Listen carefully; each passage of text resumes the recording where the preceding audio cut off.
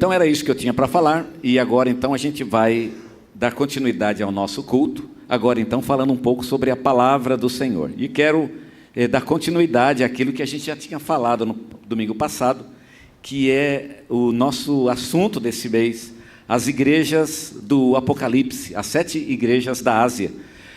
A gente não vai conseguir falar sobre as 7, né? Se conseguir falar sobre 3, eu acho que já vai estar de bom tamanho, pelo menos nesse mês de junho. E hoje eu quero falar um pouquinho sobre uma delas, que é a igreja de Esmirna.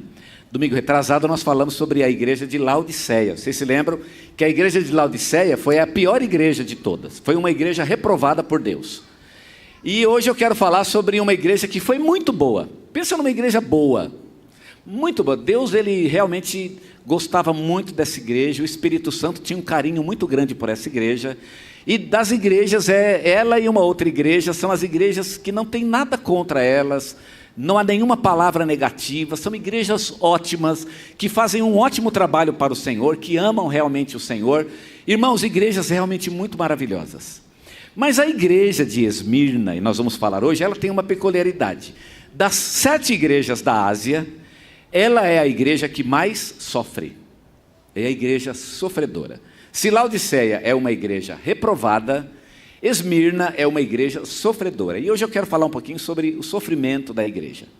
Vamos passar então por esse tema e quero falar a respeito disso, os sofrimentos da igreja. O texto que eu quero ler é Apocalipse capítulo 2, versículos 8 a 11.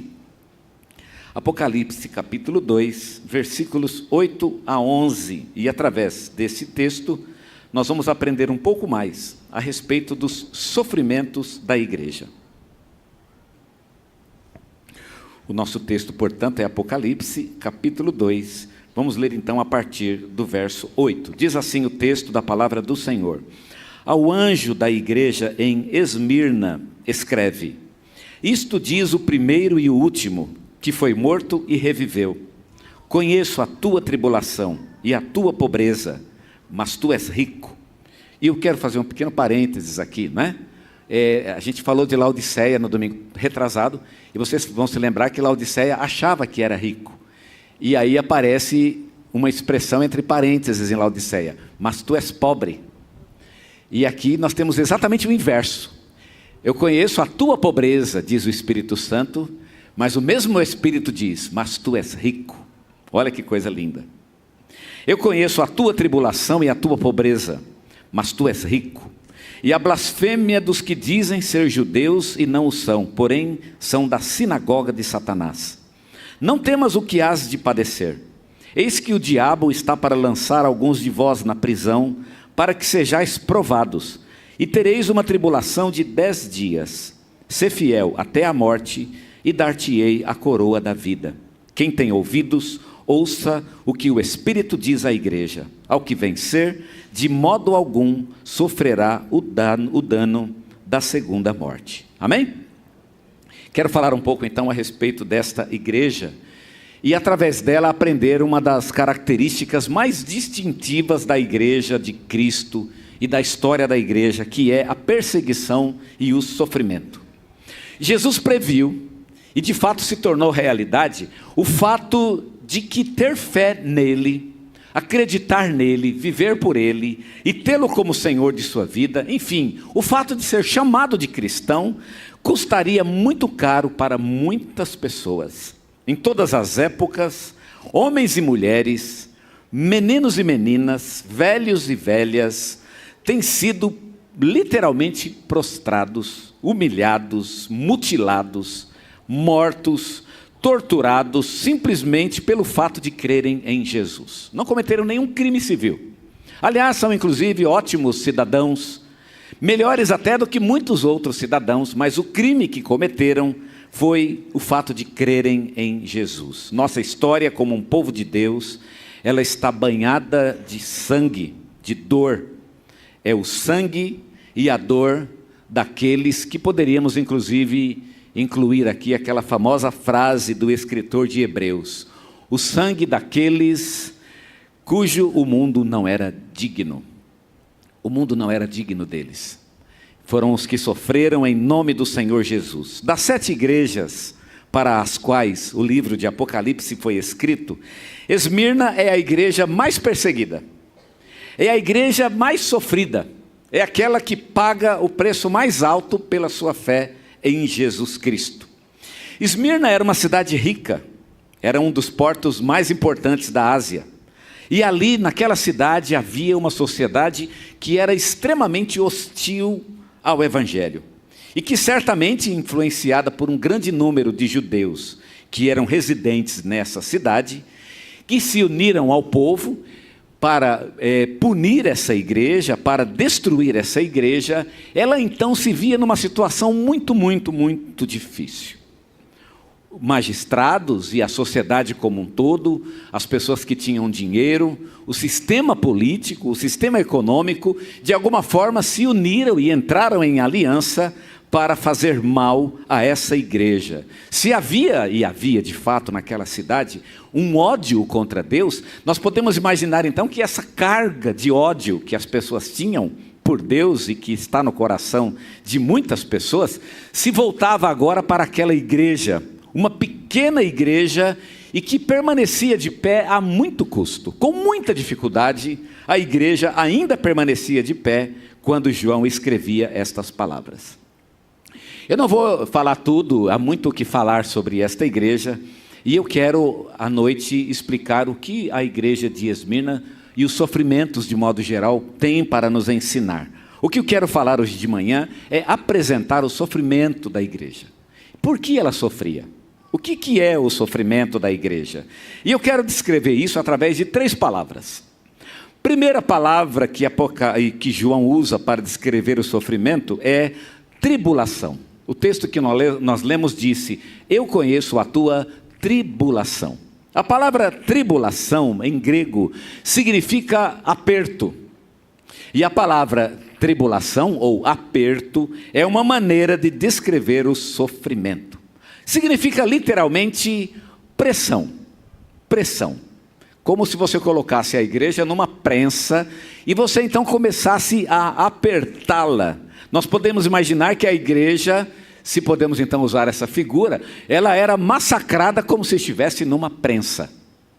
E isso descreve uma maneira de sofrer. Há muitas maneiras pelas quais nós podemos sofrer através de uma dor e outras maneiras, como inclusive o texto de hoje vai nos mostrar, mas uma das maneiras como nós podemos sofrer é através de um sentimento de aperto.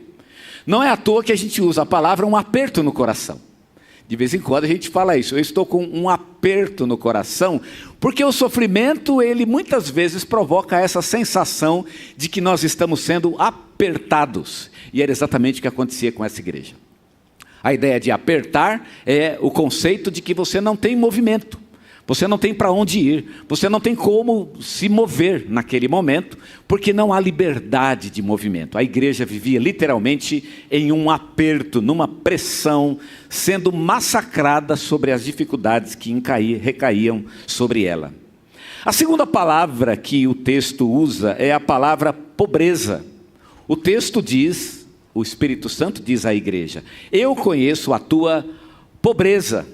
Não porque os crentes fossem literalmente pobres, ou porque eles não trabalhassem, mas porque eles sofriam perseguições. O perseguido, via de regra, é um pobre. Nós temos, por exemplo, pessoas que são perseguidas hoje. Aqueles que são refugiados, por exemplo, e que são perseguidos pela guerra, todos eles têm uma característica em comum: eles vivem uma vida pobre. A igreja era pobre. Os membros tinham as suas propriedades confiscadas, porque era isso que o Estado fazia. Um dos motivos pelos quais era vantajoso perseguir a igreja, e o Estado fazia isso sem discriminação e sem pena, era confiscando as propriedades dos cristãos. Então a prefeitura naquela época, ela queria, por exemplo, a sua região, queria a sua casa, o seu terreno, o seu sítio, e aí então ele buscava uma condenação para isso. E aí você era condenado de ser um cristão. E se você não abdicasse de sua fé, então o seu terreno era confiscado para fins políticos e muitas vezes para fins pessoais, simplesmente para acumular dinheiro. E o crente então, ele passava a viver na pobreza.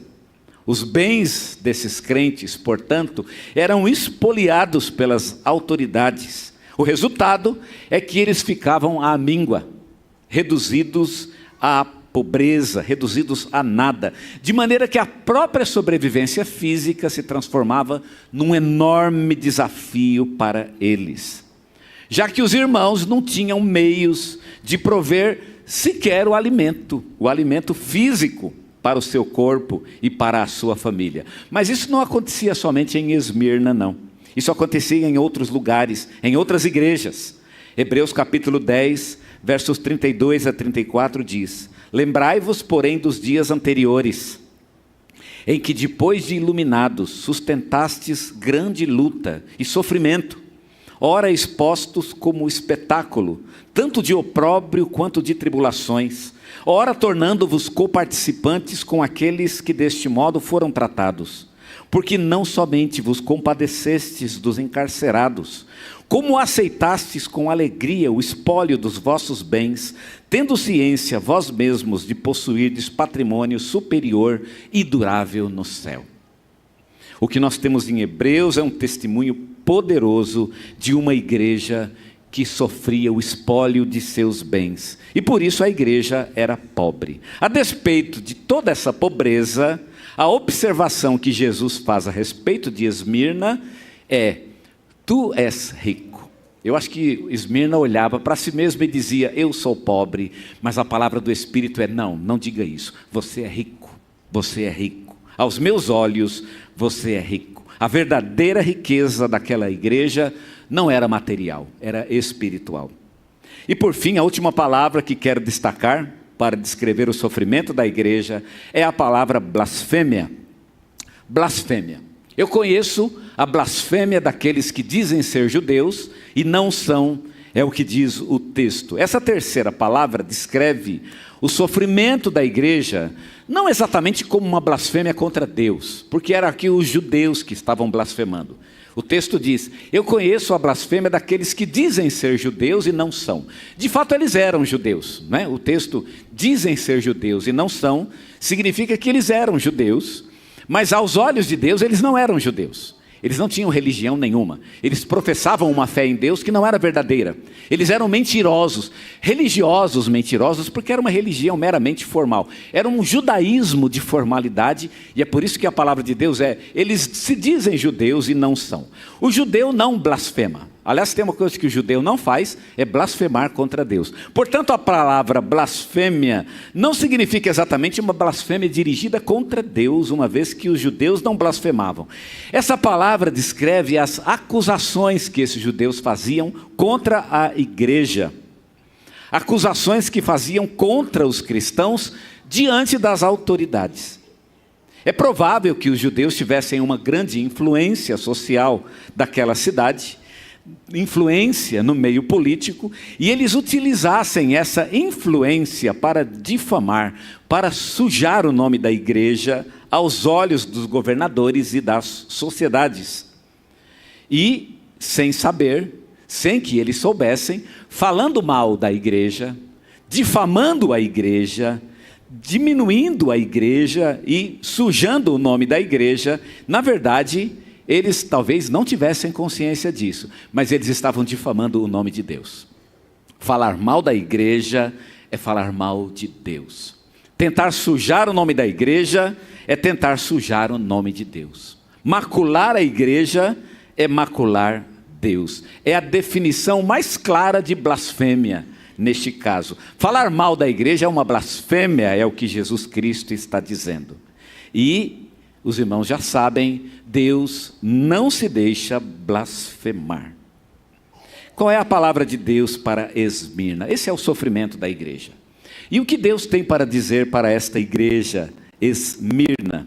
O que Deus tem para dizer a esta igreja é o seguinte, e essa é a parte realmente surpreendente dessa carta. Toda dor, toda tribulação pela qual vocês estão passando, tudo isso vai piorar. É exatamente isso. Na verdade, a carta foi escrita para dizer exatamente isso. Deus reconhece a dificuldade, Ele reconhece a dor da igreja, e Ele está escrevendo essa carta para dizer que por uma série de razões, o sofrimento vai piorar. Havia uma espécie de nuvem negra no destino desta igreja, que estava muito próxima, no futuro próximo daquela igreja, que é descrita aqui pela palavra prisão. O texto diz literalmente: Satanás há de lançar alguns de vocês na prisão. Parece que isso ainda não tinha acontecido. Até então, a igreja tinha sofrido o espólio dos seus bens, ela tinha sofrido a acusação de algumas pessoas que era contra ela, mas agora ela teria que passar por um outro estágio de sofrimento. Aquele sofrimento ainda não era suficiente. Haveria então um estágio ainda um pouco mais difícil. Eles iriam para a prisão. Se você lembrar que na época do Novo Testamento, ou souber que na época do Novo Testamento, a palavra prisão não descreve exatamente o castigo. O conceito de prisão como castigo, ele é razoavelmente moderno. A prisão na antiguidade não era o castigo. Ninguém ia para a prisão, né? A pessoa tinha geralmente um outro tipo de punição. Você podia pagar uma multa, por exemplo, ou receber algumas chibatadas, ou então ser morto. Seria a sentença para o crime que você cometeu. Não ir para a prisão. A prisão era o lugar onde a pessoa ficava antes de receber a sentença. Ficar numa prisão era apenas um estágio enquanto a pessoa recebia. Paulo, por exemplo, ficou na prisão durante 2 anos. É lógico que a prisão poderia ser usada, deixa lá, não é? Quando você não queria tratar daquela questão, ou tratar daquela demanda judicial, até se deixava a pessoa na prisão, isso certamente acontecia muito. Mas o conceito de prisão mesmo, deixar lá, os antigos não tinham essa ideia. Na cabeça deles, talvez eles fossem um pouco mais ignorantes do que nós, mas na cabeça deles, deixar a pessoa na prisão não tinha o menor sentido. Se deixar na prisão, vai ter que alimentar ele, por exemplo. E vai ficar caro para o Estado alimentar o sujeito que cometeu um crime.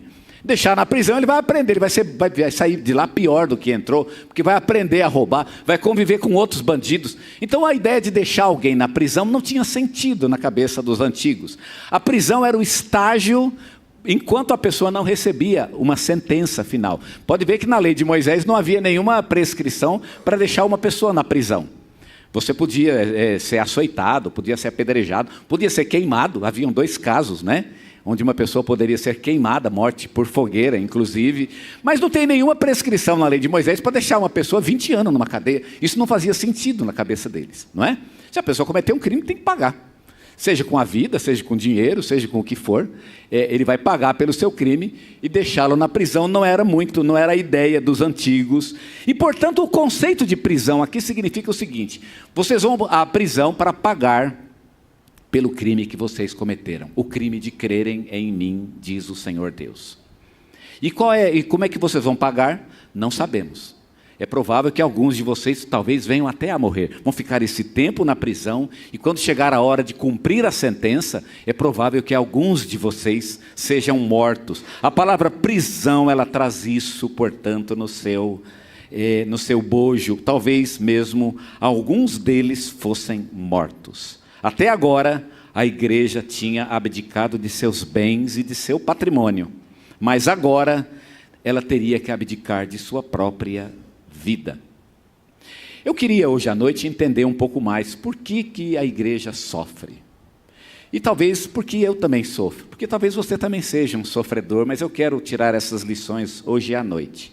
A lição que eu quero tirar hoje de manhã, e nós vamos ficar com ela para encerrar a nossa palavra, é que a fidelidade a Deus, ela não garante nem a segurança, nem a prosperidade. Eu sei que vocês vão ouvir algumas coisas diferentes por aí, mas é um fato de que muitas pessoas foram fiéis a Deus, e isso não garantiu que eles não passassem por dificuldades. Às vezes você passa por uma luta, por uma dor. Qual é a primeira coisa que você pensa? Ah, Deus me abandonou. Falaram isso para Jó, lembra? Disseram isso. Ah, você pecou. É por isso que você está na pior. Não é possível que você não tenha aprontado. Você pecou, e é por isso que Deus te castiga. E Jó dizia, coitado de Jó, né? Mas gente, eu não pequei. Se eu pequei, me fala onde foi. E ele insistiu, e ali são 40 capítulos de insistência de Jó, de que ele não pecou, ele não sabe o que ele fez, o que foi que eu fiz de errado. E Jó permaneceu firme até o fim. Os seus amigos estavam errados. Deus não gostou dos amigos de Jó.